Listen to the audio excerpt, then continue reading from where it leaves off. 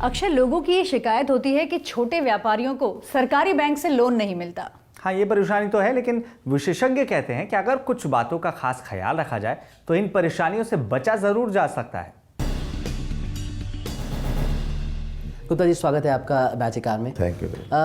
अक्सर देखा गया है कि लोन लेने में बहुत समस्या आती है। अक्सर लोगों की शिकायत रहती है कि लोन नहीं मिला या बैंक कोलेटरल सिक्योरिटी मांग रहा है।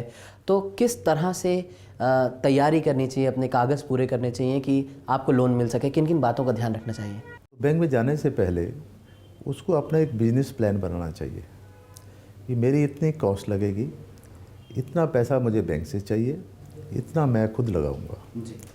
और सेकंड उसको बनाना पड़ेगा कि मैं इतनी सेल करूंगा during financial year, revenue generation मैं इतना करूंगा तो बैंक का लोन मैं ऐसे रिपे कर सकता हूँ जी। तो डेफिनेटली जो ये बैंक दे रहा है आपको, किसी भी एंटरप्रेन्योर देता है, ये बैंक उसको पूंजी देता है जी। मैं हमेशा ये कहता रहा हूँ जब बैंक में था कि ये कैपिटल आपको दे रहा है, ये लोन नहीं है जी। मैं ये जानना चाह रहा था कि अक्सर देखा गया कि कोलेक्टरल सिक्योरिटी की मांग होती है, और अगर कोई नया एंटरप्रेन्योर है, नया बिजनेसमैन है या आम आदमी है जिसके पास कोलेक्टरल नहीं है, तो इसके लिए क्या नॉर्म्स हैं? गवर्नमेंट ने बहुत अच्छी स्कीम बनाई है। 1 करोड़ रुपए तक किसी भी एंटरप्रेन्योर से bank should not ask for any collateral security. अच्छा, तो मतलब 1 करोड़ रुपए तक कोलेक्टरल सिक्योरिटी की ज़रूरत नहीं है।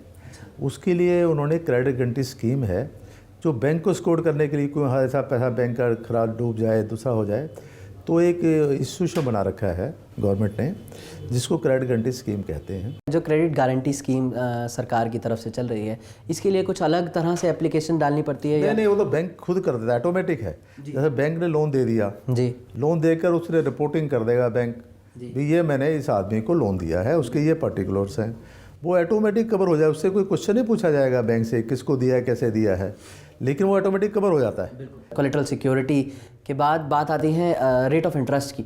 रेट ऑफ इंटरेस्ट भी बड़ा चर्चा का विषय रहा है, इस पर भी बड़ी समस्या देखी गई है। देखिए, जो एग्जिस्टिंग कस्टमर हैं उनकी तो यदि 10 करोड़ से ऊपर लिमिट है तो क्रेडिट रेटिंग एजेंसीज हैं, उसमें रेटिंग करती हैं पार्टी वाइज। रेटिंग के अनुसार बैंक उसको रेट ऑफ इंटरेस्ट फिक्स करता है, तो उसमें तो कोई ज़्यादा प्रॉब्लम नहीं है। इसमें बैंक का अपनी क्रेडिट रेटिंग खुद करता है।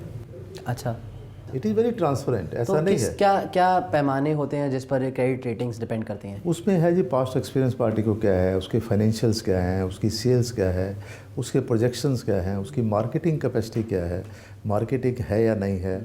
Thanks a lot sir, thank you for coming to our show. I hope आपके दिए सजेशन से हमारे यंग एंटरप्रेन्योर्स को बहुत फ़ायदा होगा। Thank you sir. Thank you.